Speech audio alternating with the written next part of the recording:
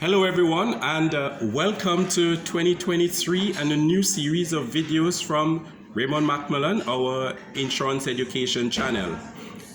Promising you a lot of good topics this year, and to kick it off this year we would start with it's a case about reasonable foreseeability, where the courts in the past have held that in order for an action to be successful, there must be reasonable foreseeability on the part of the claimant or the defendant who the action is being brought against.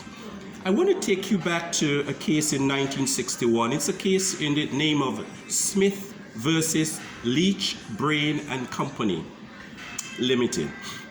What's happened at that point is where an employee, they had a pre-existing condition, but on the job, an employee through their negligence caused a block of molten metal to get onto the employee's lip. Leach. My goodness, that had a knock-on effect where his pre-existing condition was reactivated because of that incident. The courts held that the employers are liable because even though the pre-existing condition was there wasn't any, it wasn't activated.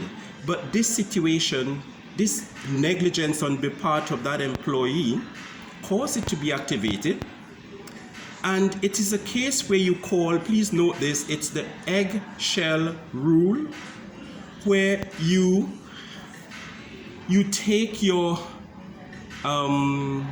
should we use the word, your victim as you meet them, because that's what's happened. They had that pre-existing condition and it wasn't activated until you interfered with them. That's usually an exception to the reasonable foreseeability rule. It's the thin skull or eggshell case, right? Or cases. The thin skull or eggshell cases. That's the exception. In next week's video, I want to tell you about the wagon mount case, which has a totally different effect at law. And what you're getting to realize is that each case stands on its own. If you're doing the CI diploma exam, this is an exam question for you being answered here right now. Thank you for your patience. Thank you for subscribing to my channel. If you think this video is helpful, I'd ask you just to click the like button, and how about subscribing to our channel. This year I want to talk to you about the average condition. Are you aware you can delete the average condition from a property policy? Quite interesting discussion coming along this year, and we would look at some other practical cases, that's things that are happening around the world, and we'd apply the insurance principles to those incidents which are arising. I have an interesting one to share with you about if you do jewelry block policies, or if you insure money policies for banks and other financial institutions. We have another good case coming up later on in our series.